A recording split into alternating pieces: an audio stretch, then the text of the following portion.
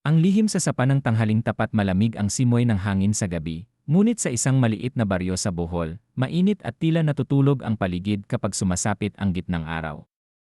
Sa tabi ng isang makipot ngunit malalim na sapa, nakatira ang mag-asawang sina Tomas at Maria.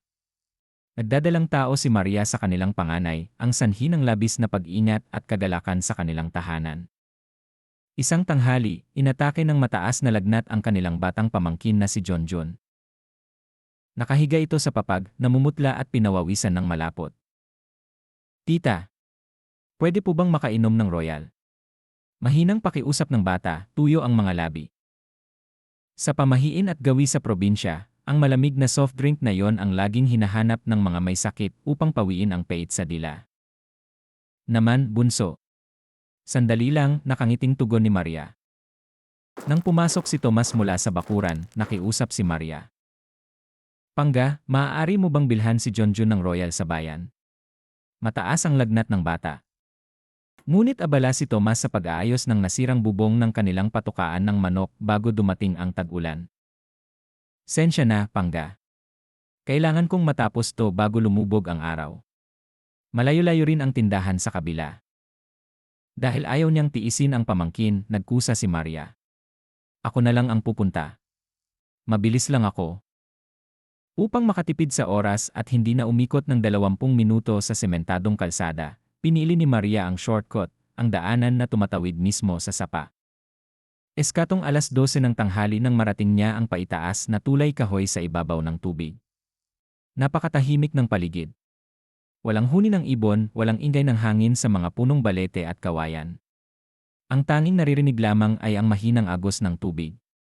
Biglang nakaramdam si Maria ng kakaibang panginginig sa kanyang bato.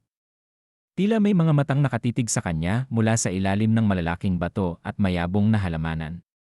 Ang init ng sikat ng araw ay tila pinalitan ng isang malamig at mabigat na hangin. Nagmadali si Maria. Nakabili naman siya kaagad sa tindahan at mabilis ding nakabalik sa kanilang bahay nang walang nangyayaring masama sa akala niya. Pagdating ng gabi, matapos maihain ang hapunan at mapainom ng gamot si Jonjon, biglang sumama ang pakiramdam ni Maria. Habang nakahiga sa kama, nagsimulang manginig ang kanyang buong katawan. Hinawakan ni Tomas ang noo ng asawa at halos mapaputok siya sa init, 41 degrees Celsius ang lagnat ni Maria. Saklolo! Tulungan niyo kami, sigaw ni Tomas sa gitna ng kadiliman ng gabi. Nagmamagaling na lumapit ang mga kapitbahay. Sa tulong ng iba pang kalalakihan sa baryo, naisakatuparan ang mabilis na pagdadala kay Maria sa pinakamalapit na ospital sa bayan. Ngunit sa ospital, imbes na kumalma, lalong lumala ang kababalaghan. Kada 3:00 ng hapon at 3:00 ng madaling araw, biglang nanlalamig at nanginginig ng matindi si Maria. Ang kanyang mga mata ay naglalakbay sa mga sulok ng kisame, pinaliligiran ng matinding takot.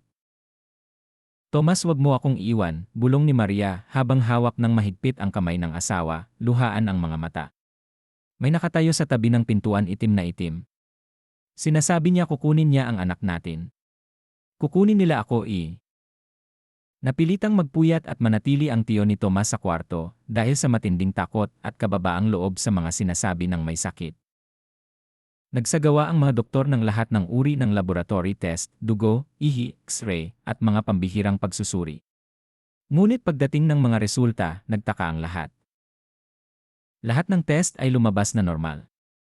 Walang impeksyon, walang virus, at walang anumang medikal na dahilan para sa napakataas at paulit-ulit na lagnat ni Maria. Nalito ang mga doktor. Hindi nila maipaliwanag kung bakit ang isang buntis na may malinis na resulta sa laboratorio ay patuloy na inaapoy ng lagnat at nakakakita ng mga bagay na hindi nakikita ng iba tuwing 3:00.